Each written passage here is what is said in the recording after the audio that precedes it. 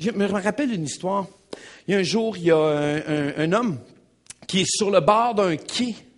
Et il voit un homme dans l'eau, saute à l'eau pour aller chercher l'homme, prend l'homme dans la rivière, le sort de l'eau, l'emmène sur le bord. Et là, les gens qui sont là, waouh, c'est extraordinaire, les journalistes qui arrivent, mais qu'est-ce qui vous a poussé à sauter à l'eau et sauver cet homme de façon si courageuse dans les courants qui sont là? Le gars de répondre, il y avait ma montre.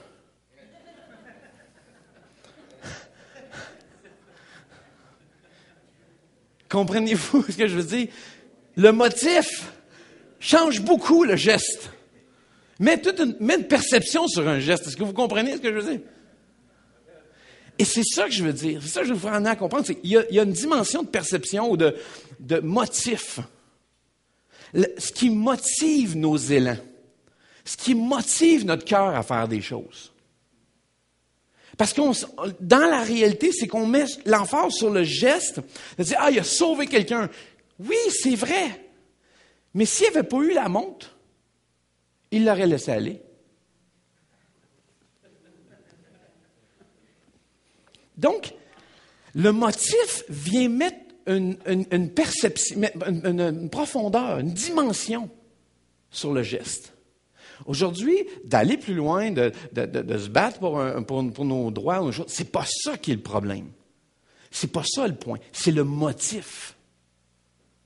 Parce que quand le but est le même que le motif, on a un problème. Ce que je veux dire, je veux gagner. Pourquoi veux-tu gagner? Parce que je vais avoir raison. Ce n'est pas un but, ça. C'est un motif. Je veux avoir raison. C'est ce que je veux avoir. C'est ce qui me motive. Non, mais ça ne peut pas être un but. Ça ne peut pas être un objectif de vie, ça. Parce que quand tu vas être arrivé, mais en fait, tu ne seras jamais arrivé. C'est ça que je veux dire, je m'en allais dire. C'est quand tu vas avoir l'impression d'être arrivé, tu ne seras pas arrivé parce que tu vas vouloir encore avoir raison. Ça va toujours être à recommencer. Il n'y a comme pas de fin à ça. C'est insatiable, c'est le bon mot. Tu ne peux pas l'assouvir. C'est un puits sans fond. Vous pouvez en mettre longtemps, et ça n'arrive à rien. Ça, c'est comme le principe de l'estime de soi. Ah, les gens ne me valorisent pas, les gens ne m'encouragent pas. Sais-tu quoi? Si à la base, toi, tu n'as pas d'estime pour toi et que tu n'as pas confiance en toi, peu importe l'encouragement, tout ce que les gens vont mettre dans ta vie, c'est un puits sans fond. Et parce que tu es sourd à ce qui est en train d'être dit. C'est juste vide. Tu essaies d'en combler, puis d'en combler, puis d'en combler. Mais c'est parce que tu ne connais même pas ta valeur à la base. Donc, dans l'idée de cette question-là, comment on vit le christianisme aujourd'hui dans un monde de confusion, c'est une excellente question. Et cette question-là, Paul y répond. La réponse en général de la religion, parce que la religion a une réponse là-dessus. En général, et j'inclus les confessions autres que le christianisme aussi, et même parfois des églises qui lancent ce même message-là. Voici le message qui est lancé dans la plupart des religions, mais des églises aussi. Fais de ton mieux pour faire ce qui est bien. Fais de ton mieux pour faire ce qui est bien. Beaucoup de messages comme ça. Fais de ton mieux. Essaye plus fort.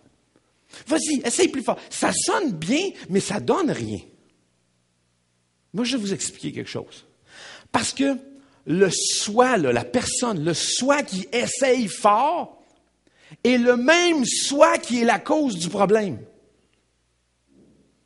Celui qui essaie de devenir meilleur est celui-même qui est le problème qui fait qu'il n'est pas meilleur.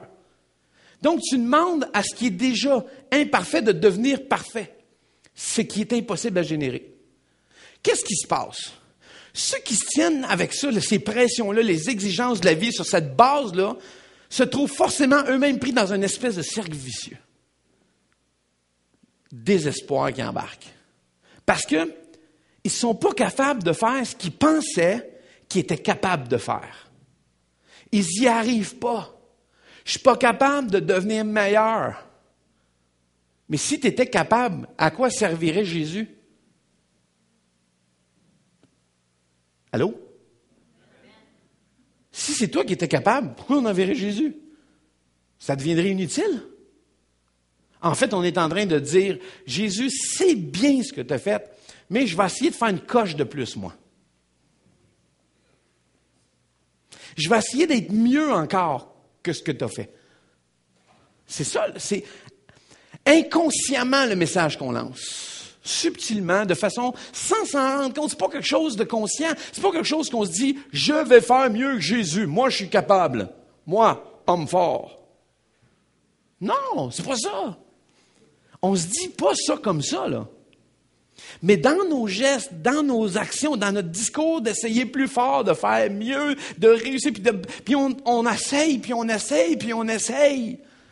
Puis on est juste plus désespéré parce qu'on n'y arrive pas. Mais c'est normal, ça. Tu peux pas y arriver. Tu peux pas réussir par toi-même. Donc, ceci étant dit, le problème réside où? En soi. On entreprend quelque part de faire ce qu'on entreprend de faire, on est incapable de l'accomplir, puis là, on dérive progressivement dans le désespoir parce qu'on se dit, mais je ne suis pas capable d'y arriver. La vie chrétienne, c'est trop dur pour moi. Je trouve ça trop difficile. Comment je vais faire? C'est bien compliqué, c'est bien difficile, c'est bien lourd. C'est un gros fardeau. Comment je vais faire pour être une bonne personne? J'ai une mauvaise nouvelle pour vous autres. Vous n'êtes pas une bonne personne. Là, il y a des gens qui disent, qu'est-ce qu'il vient de dire? Il y a des poils qui se dressent dans votre dos. Il vient de me dire que je ne suis pas une bonne personne. Moi, là? Moi? Oui, effectivement, c'est ce que j'ai dit. Vous avez bien entendu. On part avec l'idée qu'on peut être bon, nous. Mais la Bible est claire que c'est impossible à l'homme d'être bon. Donc, vous vous en allez, vous travaillez à faire quelque chose que vous ne pouvez jamais accomplir. Soyez pas surpris d'être brûlé, puis fatigué, puis désespéré. C'est sûr, c'est utopique, c'est impossible d'atteindre ça. Donc, il y a cette idée-là. Et là, c'est pour ça que je dis vers la liberté. Quelle liberté? Jésus a dit, je suis venu pour vous rendre libre. Vous êtes chrétien, vous êtes plus de joug que vous êtes capable d'en prendre. Quelle liberté! Et c'est là qu'arrive le problème. Moi, je suis chrétien, je suis tellement content d'être chrétien. Moi, je suis chrétien, je fais pas ça, je suis bon, puis je fais ci, puis je fais ça. C'est lourd, ça. C'est toute une vie, ça.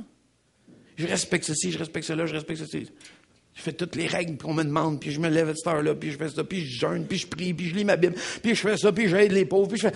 Wow, tu étais soufflant, toi? Tu dois être dur à suivre.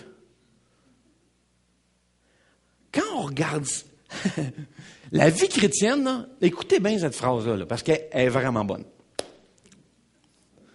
Selon moi. À mon opinion. Critique de phrase chrétienne, là, elle est bonne. La vie chrétienne est impossible d'être vécue si elle n'est pas vécue chrétiennement. C'est fort, ça. Ça passe pas à l'histoire, mais c'est pas grave. C'est une bonne phrase. OK. Dans le texte qu'on va regarder aujourd'hui, je vais vous montrer de façon pratique et très spécifique comment ça nous encourage à laisser notre foi s'exprimer dans nos actions. Et que c'est toujours l'intention et le but de Dieu. Ce que Dieu veut, c'est que la vie en nous se transpose dans ce qu'on fait. Et non pas prendre nos actions et les transposer sur qui on est. Ce qu'on essaie souvent de faire. Comme si on changeait notre comportement, nous allions changer la personne qu'on est. C'est l'inverse qui doit se produire. Le changement commence par l'intérieur et va se transposer dans ce que vous faites. Et c'est ça qui est si désespérant, si lourd à vivre, c'est qu'on essaie de prendre de l'extérieur pour imposer vers l'intérieur.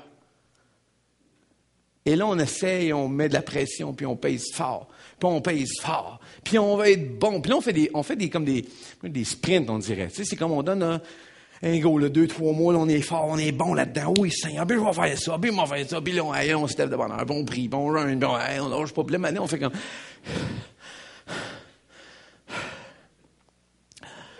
C'est bien dur, ça. Et là, on voit d'autres chrétiens qui... Là, tu te dis, qu'est-ce qu'ils font, eux autres? Ils ne vivent pas une vraie vie chrétienne. Ça a l'air trop facile. C'est pas une vraie vie, ça. Moi, là, vraiment, là, le jour où j'ai réalisé que Jésus m'a rendu libre de moi-même et de toutes mes fautes, je n'ai plus rien à prouver. Je n'ai pas à me justifier, je le suis déjà. C'est déjà fait. Je n'ai pas à me justifier. Hey, tu as fait ça, je le sais. Et, mais tu n'es pas une bonne personne, je le sais. Et, ouais, mais Dieu, il t'aime. Oui. Pareil. C'est pas basé sur ce que je fais, c'est qui je suis. Dieu m'a aimé avant que je sois gentil, avant que je fasse quelque chose de bien de ma vie.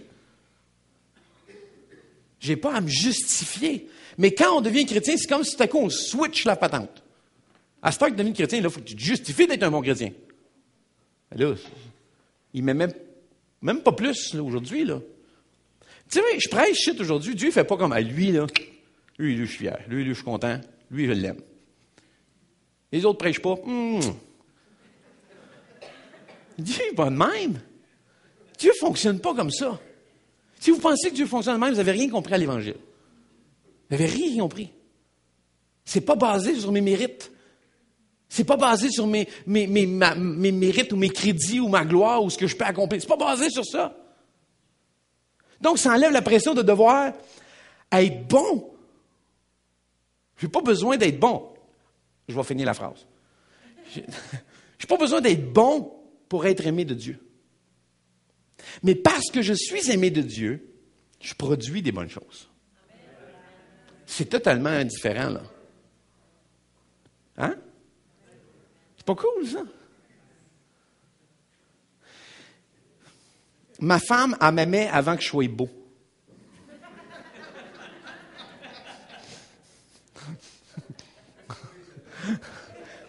C'est vrai, ma femme, elle m'aimait. C'est elle qui m'a rendu beau. C'est elle, parce qu'elle dit, non, ça fait dur ton affaire. Elle m'a aidé.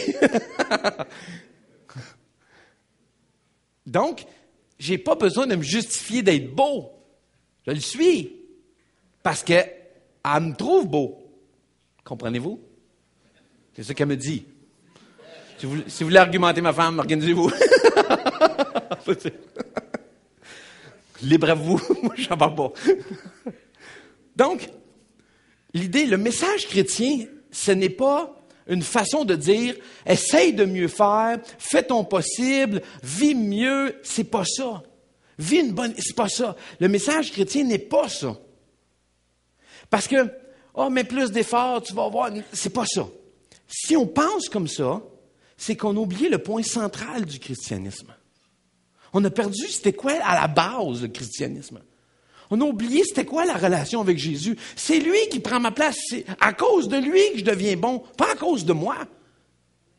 Donc la pression n'est pas d'arriver et d'être meilleur que lui. Je peux pas de toute façon. J'y arriverai pas. Je le sais que j'y arriverai pas. Et quand j'accepte que je ne le suis pas par ma nature, ça enlève une tonne de briques. C'est plus à moi à performer d'être bon pour être accepté de Dieu. Dieu m'a accepté avant. Comme ma femme.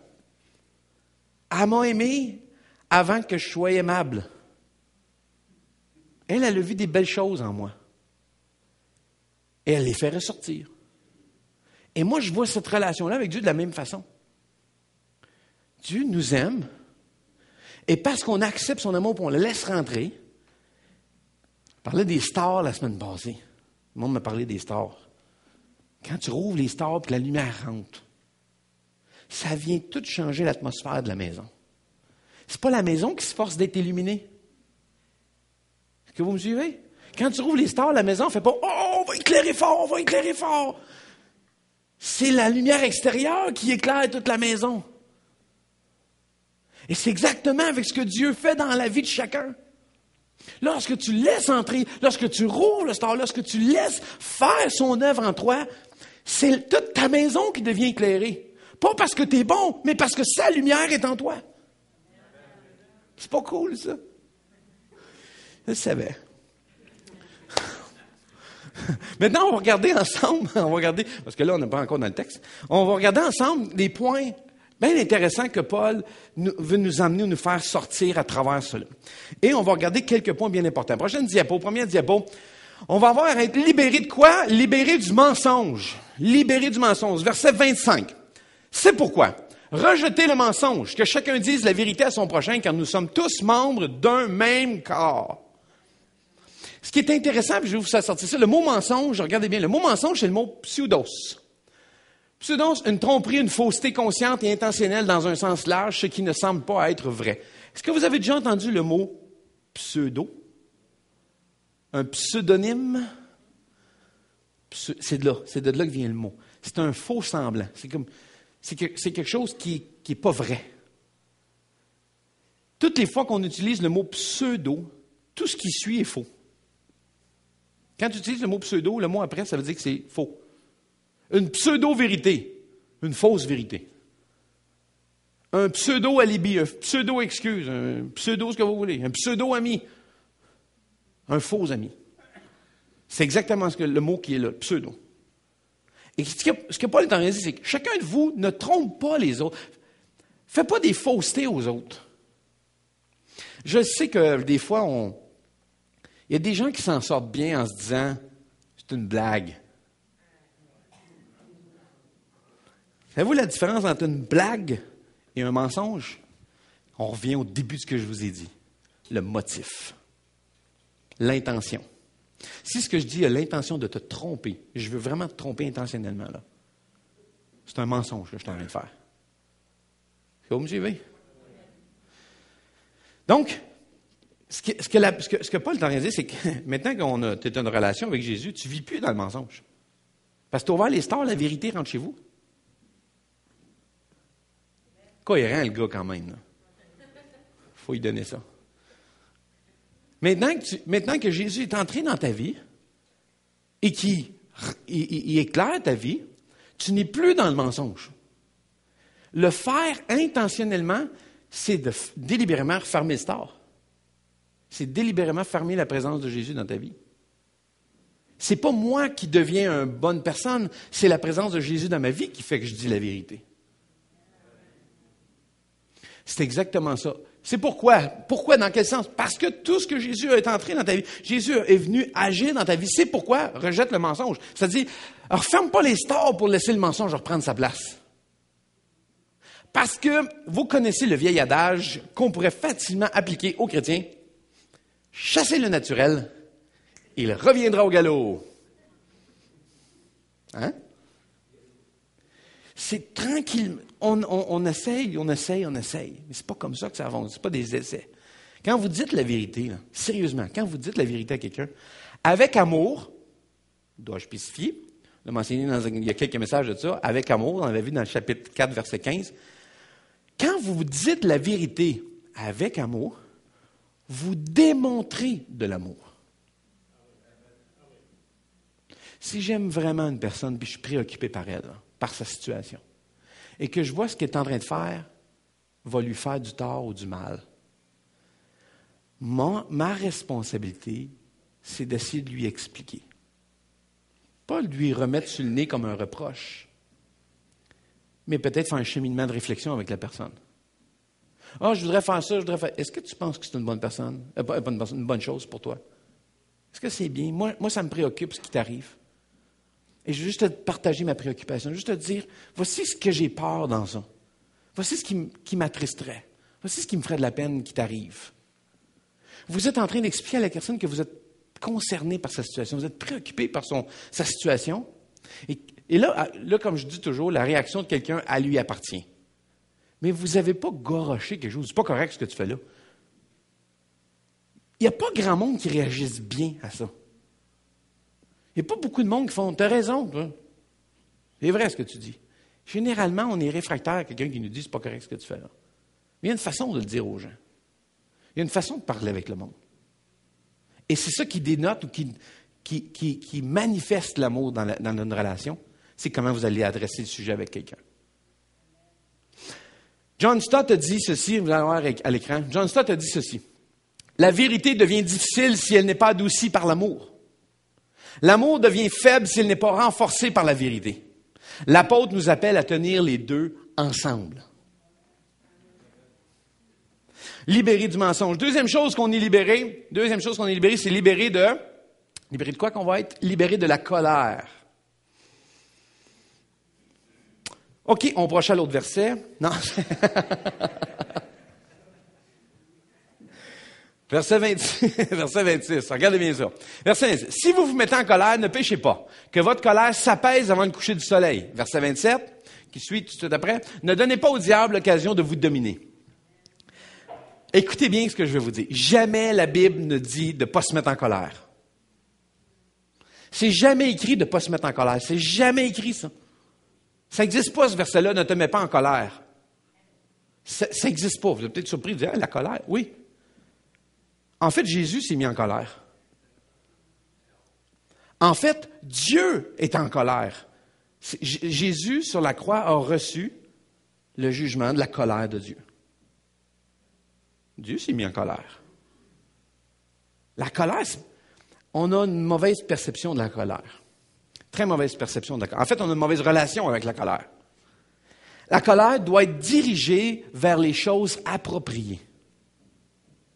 Souvent, on se met en colère sur des gens, mais en réalité, on vise les mauvaises personnes. On vise les mauvaises choses. Comme je vous ai dit, Jésus s'est déjà mis en colère. La colère n'est pas une mauvaise chose en soi. Je veux que vous compreniez, là. C'est pas mauvais, la colère. C'est pas la colère qui est un problème. La Bible a dit, si tu te mets en colère, elle assume que tu vas le faire. Si tu te mets en colère, si ça t'arrive, là, OK, mais ne pêche pas. Ça ne te dit pas si tu te mets en colère, tu pêches, là. Êtes-vous là? Oh, que oui. Si tu te mets en colère, ne pêche pas. Il y a une recommandation dans ça. Il y a une recommandation de quand tu vas te mettre en colère, ne pêche pas, ne transgresse pas. Dépasse pas les bornes. Dépasse pas les limites. Il y a un avertissement. Si tu le fais, pêche pas. Trop souvent, là, on demeure silencieux et indifférent aux injustices qui sont faites. La colère sert à ça. La colère, savez-vous à quoi la colère sert? Elle sert à s'indigner. Elle sert à nous préparer, à préparer notre être. En fait, la colère, là, elle sert à nous préparer à rétorquer ou à répliquer à une injustice. Elle sert de s'indigner. C'est pas correct ce qui est fait là. Ça peut pas se passer comme ça. Là où on devient à pécher, c'est qu'on commence à dire « Oh ouais, check-moi bien. » Là, tu n'es pas en train de te mettre en colère, tu es en train de te préparer une vengeance. C'est pas la même chose. La colère, c'est de s'insurger contre quelque chose. L'injustice sociale, la pauvreté, le mal qui est fait aux enfants, les femmes battues, peu importe. Ça, c'est de l'injustice. C'est des choses pour lesquelles Dieu a mis cette émotion-là en nous pour « Hey, ça va faire, là. On ne laissera pas ça aller. » C'est correct, ça. Et c'est important de l'avoir, ça. C'est ce qui permet aussi de défendre des territoires, de défendre des limites. Tu as franchi une limite, là. Arrête. C'est assez. De se mettre en colère. On se met souvent en colère parce qu'on n'a pas ce qu'on veut. Et que souvent les autres, où on met les autres dans, ils n'ont pas accompli ou ils ne nous ont pas donné ce qu'on voulait. Ça vient en fait de désirs mal placés, cette colère-là. C'est pas une colère d'injustice, c'est une colère parce que j'ai pas eu ce que je voulais. Et ça, c'est pas la même chose. On revient à ce que je disais tantôt, ça vient du motif. Ça vient de ce qui est dans notre cœur. Est-ce que je m'insurge parce que je trouve que c'est une injustice qui est en train d'arriver à telle personne ou à ces gens-là ou à telle situation? Ou si je m'insurge parce que j'ai pas eu ce que je voulais obtenir et je me mets en colère. T'aurais dû me donner ça, t'aurais dû faire ça, c'est ça que je voulais. Oh. La colère est souvent mal gérée par les êtres humains. Et savez-vous quoi? La colère fait partie d'être à l'image de Dieu. Dieu créa l'homme à son image. La colère fait partie d'un trait que Dieu a dans sa personnalité. Dieu se met en colère. Et il nous a donné cette émotion-là en nous aussi. Mais on est tellement mal équipé, on n'apprend pas à gérer la colère. Exprime-toi. Non, attends une minute, là. Contrôle-toi un instant, là. Dépasse pas les bornes. Ne pêche pas, là. Où tu t'en vas avec ça, là? Et souvent, une véritable colère est planifiée. Ah, là, je viens de péter des bulles, là. Ce qu'on considère une colère, c'est de l'impulsivité et de la frustration. Qu'on réagit sur le coup de façon impulsive et colérique, mais ce n'est pas une colère. Parce que quand vous êtes en colère contre une injustice sociale, c'est pas juste une affaire qui se passe, qui vient d'arriver là, puis là, ça va faire, là. Non, c'est quelque chose que vous planifiez. C'est assez, il faut qu'on fasse quelque chose. Ça ne peut pas demeurer comme ça. Ça ne peut pas demeurer dans cette situation-là. Une colère, elle est planifiée. En fait, elle apporte une planification. Elle dit, je suis en colère et je ne peux pas laisser ça arriver. L'autre, c'est nos émotions qui commencent à gérer tout le tout. C'est nos émotions qui prennent le contrôle, qui dirigent ce qui est en train de se passer. Et à ce moment-là, nous pétons des coches. C'est ça. En fait, c'est un peu ça. Si vous vous mettez en colère, pète pas de coche. J'aurais dit, ça, c'est la traduction Jean-Marie. C'est un peu ça. Parce que des fois, on pète les plombs. Et c'est ce qui se passe, on surréagit. On est plus en colère que la véritable raison pour qu'on devrait être en colère. Et on fait des gestes qui sont une portée plus grande que le geste premier. Et on ne s'en rend même pas compte. On est enragé, c'est ça, la Bible ne dit pas « soyez enragés ». Là, tu es rendu dans péter la coche, là. Est-ce que vous me suivez? Pratique, ça? Pratique, ça? C'est très pratique, ça. Merci beaucoup de m'aider. Donc, si un homme, et là je vais aller plus loin, si un homme ou une femme ne peut pas se mettre en colère, il y a quelque chose qui ne va pas avec vous. Si vous n'êtes pas capable de vous mettre en colère, il y a un problème. En fait, c'est comme si vous étiez sous-humain. Parce que vous niez votre humanité. Ça fait partie de vous, la colère. Ça fait partie de ce qu'il y a en vous. Dieu ne l'a pas enlevé quand vous êtes devenu chrétien. Si c'était si... Enlevons ça, fini dans l'être humain. Mais pourquoi on l'a créé d'abord? Non. Le problème avec l'être humain, c'est qu'il est distorsionné. Quand je dis dans le sens premier du terme, perverti. Ce qu'il était à l'origine prévu d'être a été distorsionné. Et en étant distorsionné, qui a perdu son sens premier, ou sa valeur première, nous, on pense que c'est comme ça.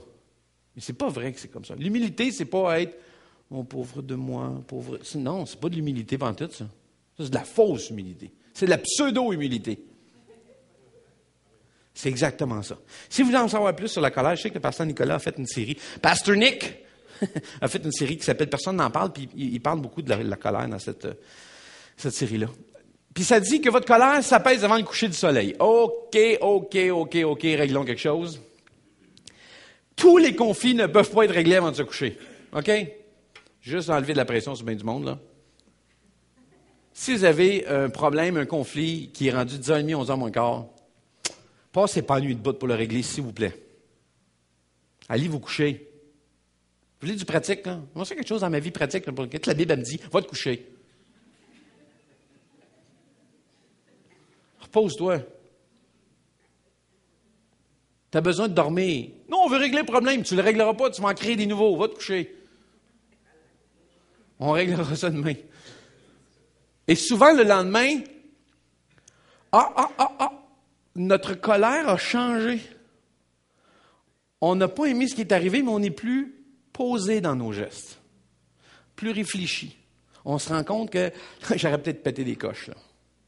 Et c'est ça que ça dit. Si tu te mets en colère, pète pas de coche. Si arrive une colère, s'il arrive une situation, laisse-les pas se coucher, le soleil se coucher, ça veut dire, ne laisse pas ça traîner dans ta vie puis de le ruminer comme une vache. Vous savez que les vaches ruminent. Ils mangent, ils mastiquent toujours les vieilles affaires. C'est ça, ruminer. Tu es mis en colère, tu as un problème, OK, tu peux aller dormir, mais fais-toi un point de vouloir régler ce problème-là, de vouloir le gérer. Parce que, puis aussi, je veux juste vous dire, c'est plus facile, plus court dans le temps possible vous le faites, plus c'est simple. Plus vous attendez, plus ça devient difficile. Parce que là, vous avez perdu des bouts de l'histoire. Et des fois, on oublie pourquoi réellement on était en colère, là. C'est pourquoi donc j'étais fâché. J'étais fâché, je m'en souviens, je n'étais pas de bonne humeur, mais je ne me souviens pas pourquoi. C'est un point, ça. Donc, faites attention. Faites attention. Mais plus on fait court dans le temps aussi, plus c'est facile de demander pardon. Plus vous attendez, plus vous dites qu'est-ce que ça me donne d'aller dire pardon, demander pardon. Écoute, ça fait longtemps, là, c'est fait cette histoire-là, ça doit être fini, c'est oublié. Vous autres, vous oubliez ça de même, vos histoires, vous autres? Pas vrai. Quelle autre libération, quelle autre liberté qu'on peut obtenir? Libération, libérer de la colère, libérer du vol. Là, je sais que je parle à personne ici. Et pour ceux qui écoutent par l'Internet, ça s'adresse à vous. Verset 28. Verset 28 qui dit « Que celui qui volait cesse de voler. » Il ne parle pas des avions. « Qu'il se mette à travailler de ses propres mains pour gagner honnêtement sa vie et avoir ainsi de quoi à donner aux pauvres, les pauvres. À aider les pauvres. » Donc, là, le spectre est large. Parce que, c'est quoi voler? Vol à l'étalage, des petites affaires au travail, tu comprends, sur le lieu de travail, puis personne ne va s'en rendre compte. Au gouvernement. De toute façon, ils volent tout le monde. Non, mais j'ai entendu, ça allait voler le gouvernement, c'est pas voler. Moi, ça, c'est pas voler. Mais voler un voleur, c'est pas voler. Hein? C'est quoi ça? Mais c'est un voleur, oui, puis ça en fait de toi un aussi. C'est comme s'abaisser au même niveau que celui qui fait la gaffe. Ben, tuer un meurtrier, c'est pas tuer. C'est le même raisonnement. Mentir à un menteur, c'est pas mentir. Mais appliquez-les à ce que vous voulez, vous allez voir. Convoiter à quelqu'un qui convoite, c'est pas une convoitise. Vous allez dire, mais c'est absurde ça. Ouais, mais on dit ça pour le vol. Voler quelqu'un qui vole, c'est pas voler. Hein, oui, c'est voler. Voler, c'est voler. Il n'y a pas de... Voler, c'est vous, c'est que moi vous dire c'est quoi voler, moi. Voler, c'est prendre ce qui t'appartient pas. C'est pas à toi, tu ne prends pas. Quelque chose qui vous revient pas à vous. Et ça, ce qui est écrit là, c'est pas en train de dire, vous qui êtes des voleurs professionnels, des cambrioleurs, cessez de faire ça, maintenant trouvez-vous une job. C'est pas ça qu'il dit, là. Parce qu'on a l'impression qu'il parle à des voleurs professionnels. Nous, pas nous autres, nous volons pas nous autres. On travaille déjà, nous autres. Hey, on n'est pas des voleurs. Non. Il est en train de dire que celui qui volait cesse de voler. Le vol à l'étalage était déjà un fléau à Éphèse. En fait, ce qui me bouscule dans ce texte-là, c'est pas tant l'idée d'arrêter de voler. Je vais vous expliquer pourquoi. Parce que je me dis, c'est cohérent d'être un disciple de Jésus. C'est normal. C'est comme... Jésus, c'est pas de dire, bon, mais maintenant qu'on est devenu chrétien, on va travailler à voler des riches pour donner aux pauvres. Mais non, ça marche pas ton affaire, là. Mais ce qui est intéressant là-dedans, c'est que maintenant que tu es devenu un chrétien, moi, je trouve ça normal que tu arrêtes de voler. Dans ma conception, c'est comme logique. Moi, ce qui m'émerveille dans ce verset-là, c'est que mets-toi à travailler puis donne aux pauvres. C'est ça que je trouve intéressant là-dedans. Va gagner de l'argent puis donne-le à ceux qui n'en ont pas. C'est ça.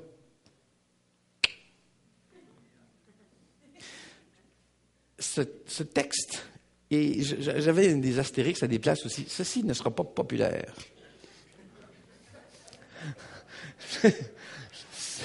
Ceci n'est pas populaire. J'ai des coches comme ça.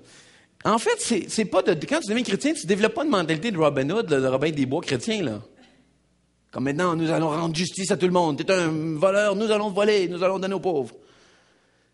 T'es un voleur, toi aussi. Mais ne vole plus, travaille pour le donner aux pauvres. Travaille. Qu'est-ce qu'on est libéré ensuite? Libéré d'un discours malsain. Oh là là là là là là. Ça, là, verset 29. Verset 29. Qu'aucune parole mauvaise. Qu'est-ce qu'une parole mauvaise? Ne sorte de votre bouche. Dites seulement des paroles utiles qui répondent à un besoin et encouragent autrui pour faire ainsi du bien à ceux qui vous entendent. Le mot mauvaise, c'est le mot sapros, qui veut dire pourri, corrompu par quelqu'un et plus bon à l'usage. On utilisait ce terme-là pour parler d'un fruit ou d'un légume pourri. Tu sais que c'est plus bon, là? Hein? Ouais. Et quand c'est appliqué au langage, le sens qui est là, c'est celui d'être vulgaire.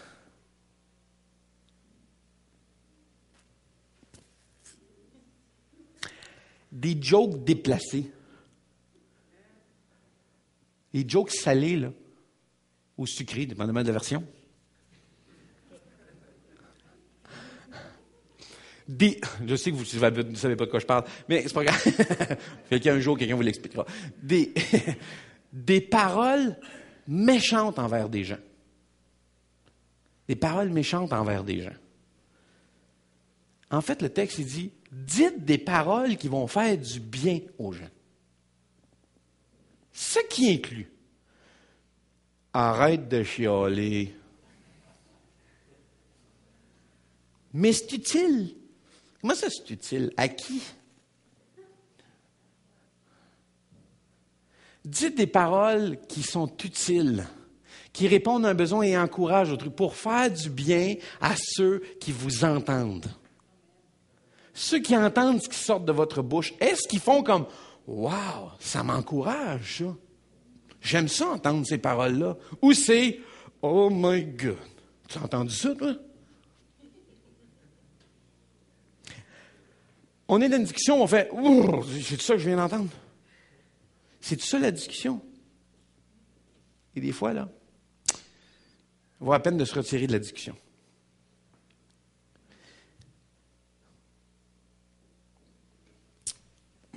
En fait, soyez donc des chrétiens qui sont préoccupés par ce que vos paroles vont donner comme impact sur votre entourage ou les gens qui vous entendent. C'est ça la vraie affaire. Est-ce que les gens ils font comme lui ou elle? Oh my God, je chiale tout le temps. Toujours en train de critiquer. Ou qui parle mal. Ou si c'est plutôt, à chaque fois que je parle avec cette personne-là, c'est encourageant. C'est le fun de parler avec. C'est le fun les conversations qu'on a. C'est toujours motivant, c'est toujours le fun, c'est toujours passionnant. Ça, c'est important, ça, cet impact-là. Mais ça vient du fait que Jésus rentre dans ma vie. Et Jésus, là, vous savez, Jésus ne compte pas de jokes salés. Quelqu'un vous expliquera un jour c'est quoi, là. Jésus ne fait pas ce genre ou de remarques méchantes envers quelqu'un. Jésus ne fait pas ça. Jésus, c'est pas quelqu'un qui va dire « Tu as vu l'autre là-bas? Il est laid. »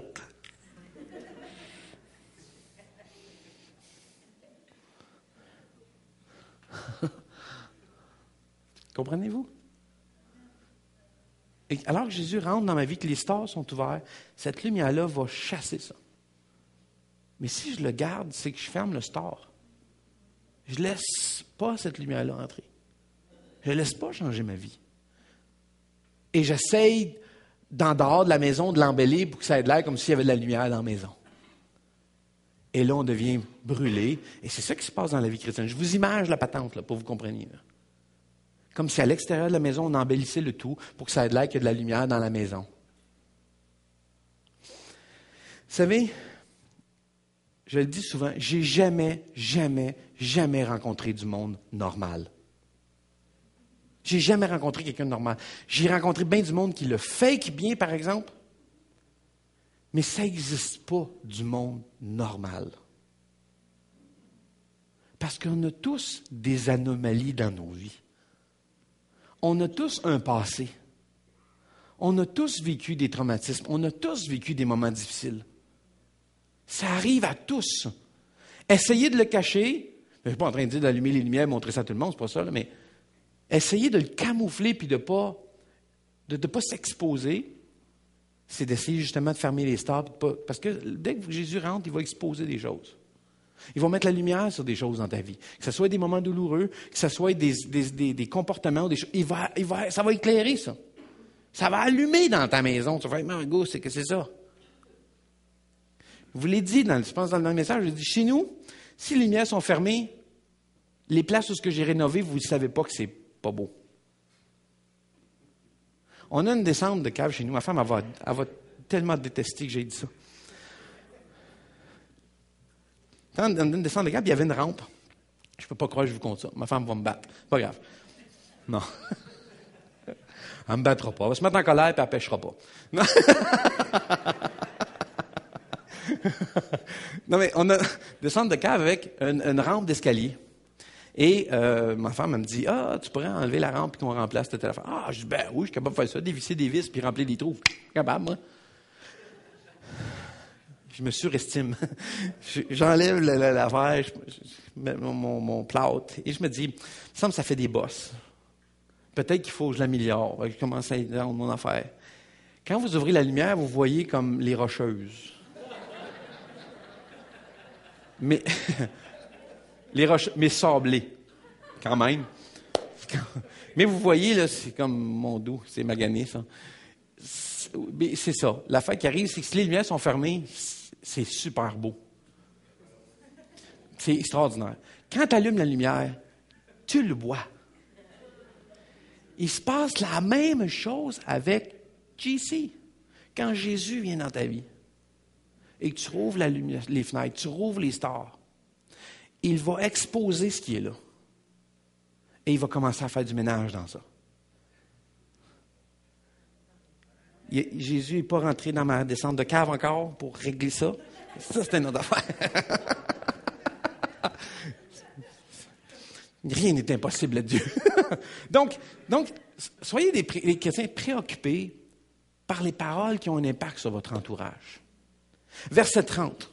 N'attristez pas le Saint-Esprit que Dieu vous a accordé. Il est la garantie que le jour viendra où Dieu vous délivrera complètement du mal. C'est super intéressant. Je l'ai gardé, ce texte-là, parce qu'il y a le mot « attrister » dedans que j'aime beaucoup.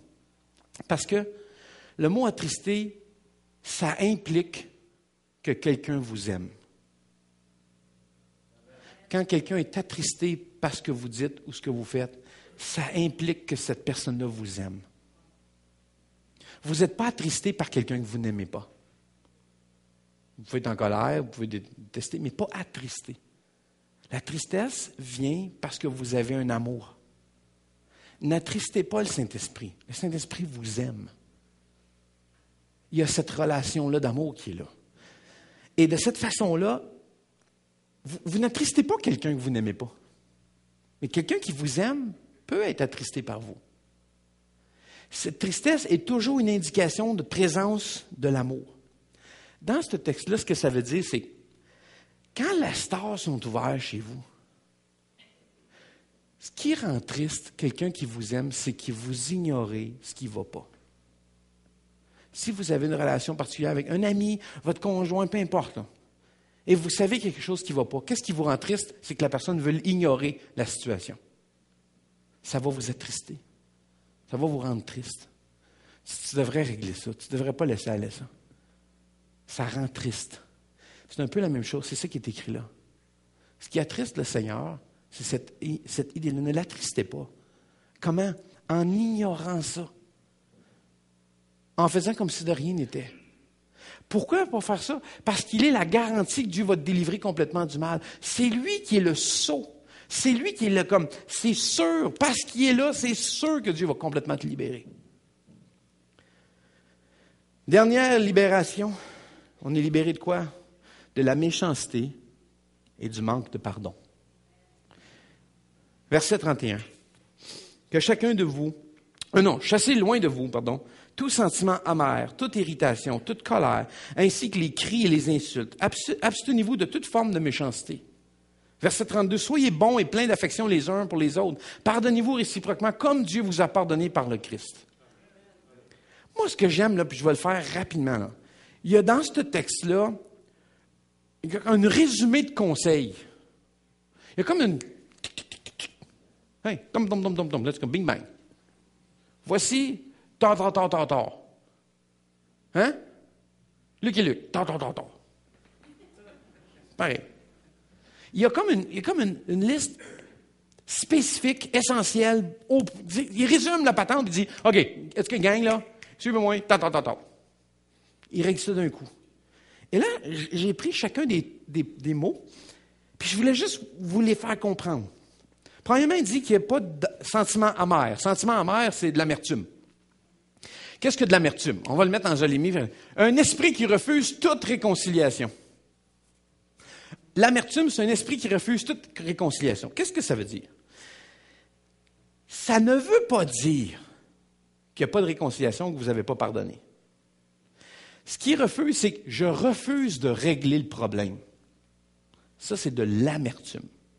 On devient amer quand on refuse de vouloir régler le problème. C'est de l'amertume.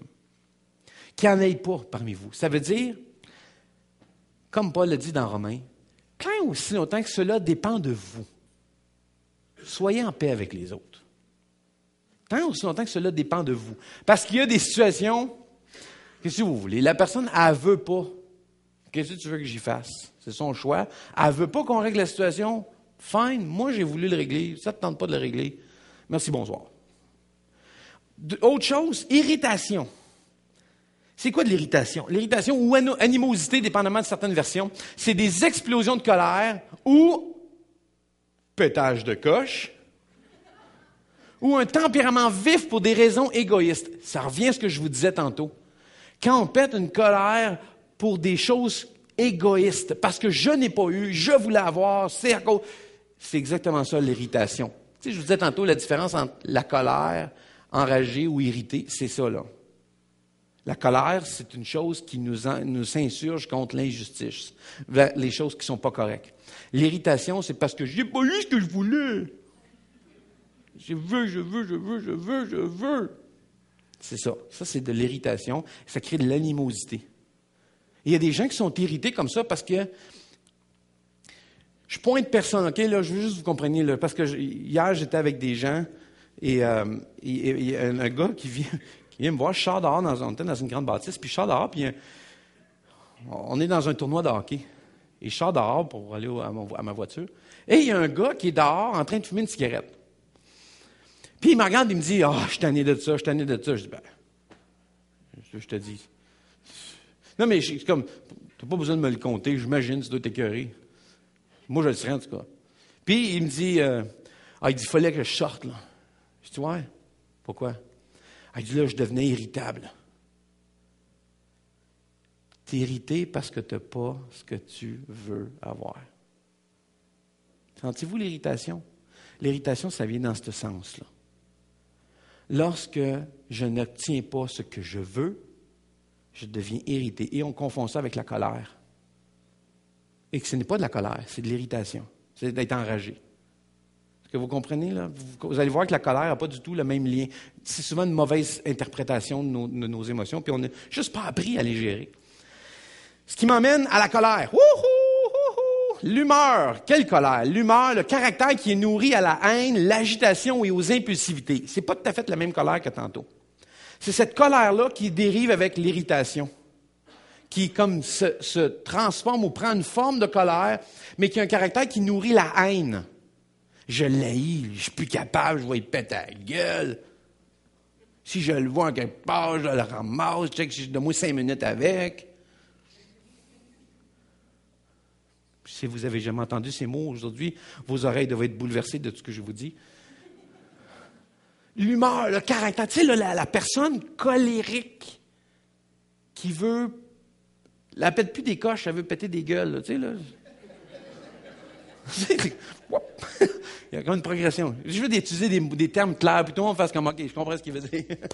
Hein? Vous comprenez ce que je veux dire? Faites oui.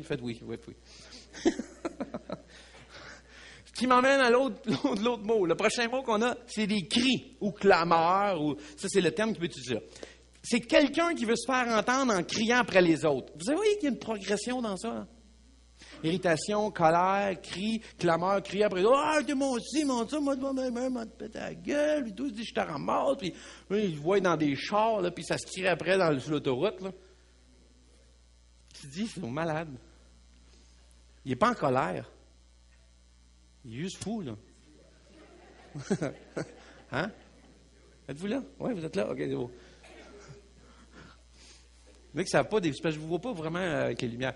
Des fois, je n'ai pas l'impression. Moi, il y a encore du monde? Ils sont tous partis, ils ont eu peur. C'est écrit, à partir d'ici, ils quitteront. Non, ça ne marche plus. Là, je check. Donc, ceux qui veulent se faire entendre en criant, tu sais, là, en tapant du poing sur la table, ça ne marchera pas de même, puis moi, c'est comme ça, puis moi, c'est pas de la colère, ça. C'est des cris, crier. J'entends, je suis à côté de toi. Je suis capable de comprendre les mots quand tu les dis. Tu n'as pas besoin de les crier. Mais il y a comme ce sentiment-là. Savez-vous pourquoi? Ça, c'est « encore, je n'ai pas ce que je veux ». Je veux obtenir ce que je veux. Ça revient toujours au même point. Finalement, l'avant-dernier, insulte ou calomnie. Certaines versions, c'est la même affaire. C'est détruire la réputation des autres par le mensonge, le commérage et la propagation de rumeurs. Ce qui ne se passe pas dans les milieux chrétiens. Dit-il d'un ton sarcastique. Détruire la réputation des autres, volontairement, sachant que ce que je vais dire va détruire. Insulte ou calomnie. Dernièrement, il dit, ça, c'est des affaires qu'il ne faut pas avoir. Travaillez pas là-dessus. Là. Et le dernier, méchanceté. La méchanceté, c'est essayer délibérément de faire du mal aux gens. Pas, excuse-moi, je t'ai enfargé. Je cours après toi pour t'enfarger. C'est pas pareil, ça. Non, c'est vrai. Comprenez la différence? Ça arrive, des accidents, là, ça se produit. Vous donnez un coup à quelqu'un, hey, excuse-moi, c'était pas volontaire. Mais tu sais qui est là? Oh, excuse-moi. Tu fais mal, non? Excuse-moi. Tu fais mal, là? Volontairement, délibérément de faire du mal aux gens. C'est volontaire, c'est voulu. De blesser les autres. De faire du mal. Et là, aujourd'hui, ne partez pas à chasse avec ces termes-là puis courir après tout le monde, OK? Commencez par l'appliquer dans votre propre vie. À vous. Et après, vous penserez comment vous pourrez parler aux autres. Mais commencez par l'appliquer. Parce que souvent, on sort, le pasteur le dit, attention, là, ouais, vous devriez être en train de dire ça dans le miroir.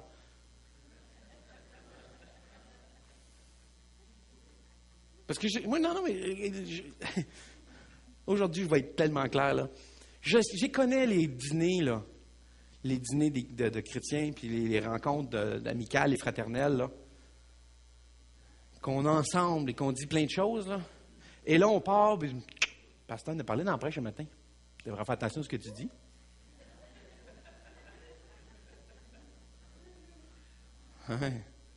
Et là, on part, on dit ça aux autres. On est là, on a en anglais, on dit un hit list. C'est comme, on a une liste là, sur laquelle on peut frapper tout le monde. Ah ouais, on a des munitions qu'on charge, puis on tire sur tout le monde. Vive l'amour! Hey, c'est pas correct. La Bible elle dit. Non, mais ça a l'air de ça. C'est vrai que ça a l'air de ça dans nos conversations. On tire. En fait, ce que Paul est en train de dire, c'est de regarde-toi dans le miroir puis dis-toi ça à toi. Parle à toi. Règle ça dans ta vie. Gère ça dans ta vie. Paul, fidèle à lui-même, nous emmène avec 3 points d'encouragement. Oh, qu'il est gentil. Merci beaucoup de bien clore la réunion parce que je n'aurais pas resté là-dessus, moi. Et il dit ceci. On est libéré de la méchanceté et du manque de pardon, mais il emmène 3 autres points intéressants en terminant. Dans le verset 32, il dit, voici, que la première notion, c'est la bonté. C'est quoi la bonté? La bonté est souvent pas méprisée, mais mal perçue parce que la bonté, c'est souvent comme une affaire de monde qui n'ont pas de colonne. Les faibles. La bonté. Fais-toi valoir, fais valoir ton point. La bonté, lâche ça. La bonté, c'est agir de manière charitable envers les autres, c'est-à-dire avec amour, tout comme Dieu a agi envers toi. C'est ça, user de bonté. Affection. Il va dire que vous soyez remplis d'affection. Prochain terme. Et dans l'affection, c'est avoir le cœur tendre, être sensible aux besoins des autres. L'opposé de ce qu'on a vu dans le dernier message, d'un cœur endurci. Oh que oui. L'opposé. D'avoir un cœur, l'affection, c'est d'avoir un cœur attendri. D'être sensible à ce que les autres vivent. réaliser que les autres vivent des difficultés. Vous n'êtes pas les seuls. Je sais que ça fait mal, les situations dans la vie. Puis quand ça fait mal, on a l'impression qu'on est les seuls à vivre ça aussi durement et que ça fait aussi mal. J'ai des mauvaises nouvelles dans une situation comme ça. C'est pas vrai. Tout le monde vit des situations comme ça. La bonne nouvelle, c'est qu'on n'est pas obligé de rester là. Vous pouvez vous en sortir. On peut sortir de là. Comment on fait? Et c'est ça le pas vers la liberté. Et ça résume tout le chapitre qu'on vient de lire. Le dernier, un esprit qui pardonne. De faire grâce et miséricorde à tous ceux qui croisent votre chemin. Je vais inviter les musiciens à venir. Je vais défiler rapidement, si vous avez des notes, ou peut-être qu'il y en a plusieurs qui ont l'application sur YouVersion pour suivre les notes du message. Mais je vais vous donner 7 choses que le pardon est, rapidement. Le pardon, c'est quoi? Le pardon, c'est l'annulation d'une dette envers vous. Le pardon, deuxièmement, c'est enlever le contrôle que votre offenseur a sur vous. Troisième chose, le pardon, c'est de donner un cadeau à votre offenseur et à vous. Quatrième chose, le pardon, c'est d'abandonner la vengeance. Cinquième chose, le pardon, c'est de laisser la justice ultime entre les mains de Dieu. Le pardon, c'est souvent un processus continu. Et 7, le pardon, c'est de vouloir le meilleur pour votre offenseur. Ah, ça, c'est tough. Mais la Bible a dit, pardonnez-vous réciproquement comme Dieu l'a fait pour vous. Dieu veut votre meilleur. Il veut vous donner ce qu'il y a de mieux pour vous. Et le pardon, ça implique ça. Maintenant, cette chose que le pardon n'est pas. Le pardon ne nie pas que l'offense se soit produite ou de diminuer le fait que ce soit mal. Ce n'est pas parce que vous pardonnez que ça veut dire que ce n'est pas arrivé et que ça ne fait pas mal. Deuxième chose, le pardon, ce n'est pas de laisser le péché continuer dans un cycle, c'est-à-dire de ne pas confronter. Le pardon n'est pas nécessairement une réponse à des excuses repentantes. Ce n'est pas parce qu'on ne vous a pas demandé pardon que vous ne devez pas pardonner. C'est indépendamment de ça. 4, le pardon n'est pas de cacher le mal qui nous a été fait. Ce n'est pas de couvrir ça. Ce n'est pas de se dire c'est pas arrivé. Ce n'est pas ça le pardon. Le pardon, ce n'est pas oublier. Hein? Non, le pardon, ce n'est pas oublier. J'oublie pas ce qui m'est arrivé. Ah, pardonner, c'est oublier. C'est pas vrai, ça. Je veux juste vous clarifier quelque chose. Dieu nous a pardonné. Mais littéralement, il n'a pas oublié nos péchés. Dieu n'est pas devenu amnésique. Il connaît nos péchés. Il a choisi de ne plus en tenir compte. C'est ça le pardon. 6, le pardon n'est pas la confiance. C'est pas parce que je pardonne que je redonne ma confiance à la personne. 7, le pardon, ce n'est pas la réconciliation. Qu'est-ce que ça veut dire? Ce n'est pas parce que tu pardonnes qu'il y a nécessairement une réconciliation, parce qu'il y a des fois où ce n'est pas possible. Mais vous devez pardonner pareil. Il n'y a pas eu de réconciliation, il ne m'a pas demandé pardon. C'est pas ça. Le pardon, c'est un geste que toi tu fais avant même que l'autre ait fait quoi que ce soit. C'est exactement ce que Dieu a fait pour toi. C'est exactement ce que le verset dit. Pardonnez-vous réciproquement les uns les autres comme Dieu vous a pardonné. Usez de pardon avant même qu'on vous demande pardon. Vous devez le faire avant que ça arrive. Oh, mais il ne m'a pas demandé pardon. So what? Libère-toi. Marche vers la liberté. Pourquoi on doit agir? Pourquoi on agit comme ça? Pourquoi on garde ça? Je trouve que ce verset-là, 32, va tellement bien avec le sens que Jésus a donné dans Matthieu 6, 12. Pardonne-nous nos torts, comme nous pardonnons à ceux qui nous ont fait du tort. Est-ce qu'on t'a fait du tort aujourd'hui? Oui. Dieu t'a pardonné et tu lui as fait du tort. Mais il t'a pardonné déjà. Et il te dit, fais la même chose que moi. parce que maintenant tu as ouvert les stores dans ta vie, parce que je suis là, parce que je suis rentré dans ta maison, parce que la lumière rentre dans ta maison. Laisse-moi t'aider à pardonner.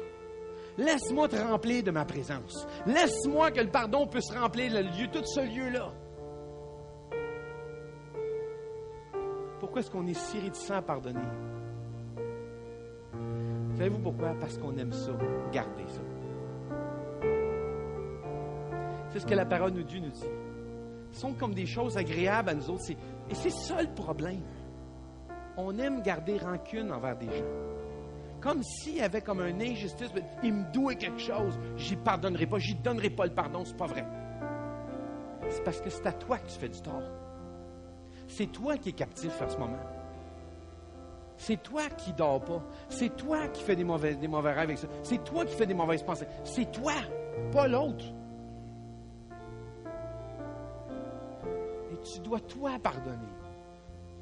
Et on aime ça en quelque part, le garder. Comme si ça nous rendait juste, ça nous justifiait. Moi, je suis pas pire. Moi, j'ai pas été comme ça. Moi, j'ai pas été méchant de même. Moi, j'ai pas agi comme ça. Moi, j'ai pas fait ça. Hey, écoute-moi là. Jésus a dit, fais bien attention. Regarde pas mes autres comme ça. C'est de l'arrogance. C'est de l'arrogance, de la prétention. De penser que tu es meilleur que les autres. Tu n'es pas meilleur que les autres. Je vous l'ai dit au début. Mais en quelque part, on aime ça, nourrir ça. Ça nous fait comme un plaisir. Mais si on veut vraiment obéir à Dieu, on ouvre les stores, puis dès que le Saint-Esprit rentre, il y a comme immédiatement un envahissement. Il nous habite. Son caractère entre nous. Et là, c'est ce qui a fait de Jésus l'homme le plus attrayant du monde.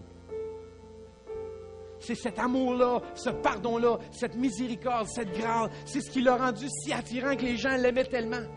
C'est ce qui fait qu'il vous attire vers lui. Maintenant, s'il est dans ta vie, ça va rayonner aussi dans la tienne, ta vie. Et tu vas devenir comme Jésus. On peut pardonner comme Dieu parce que Dieu nous a pardonné en Christ. Quelle mesure merveilleuse. Je trouve que c'est une mesure parfaite. Tu veux savoir à quel point Dieu te pardonne? Check comment tu pardonnes. C'est une mesure super. C'est juste. Pardonne comme tu veux qu'on le fasse pour toi. Tu veux qu'on te pardonne? Pardonne. Tu veux que quelqu'un paye pour? Tu vas payer pour. C'est juste. C'est équitable. Non, je ne veux pas payer pour. Prie pour pardonner les autres. Retiens pas contre eux autres l'offense. Et comme je vous disais, le verset 32, c'est dans ce verset-là que le christianisme authentique prend toute sa signification. Cet amour-là, ce pardon-là. Si on prend un verset de ne pas laisser le soleil se coucher sur votre colère, bien, laissez pas le soleil se coucher sur un manque de pardon. Laissez pas ça traîner dans votre vie. Laissez-les pas aller. Puis aujourd'hui, c'est une occasion de pardonner en ce moment. Cette personne qui est toujours présente dans vos pensées, là. Il y a quelqu'un qui hante vos pensées des fois. Qui est là, puis qui... Dans ton cœur, tu gardes vivante cette situation-là. Tu gardes vivant ce problème-là. Tu le nourris. Lâche-le. Arrête. Relâche. Marche vers la liberté. Tu veux être libre. Relâche les autres aussi. Arrête de tenir les laisses partout.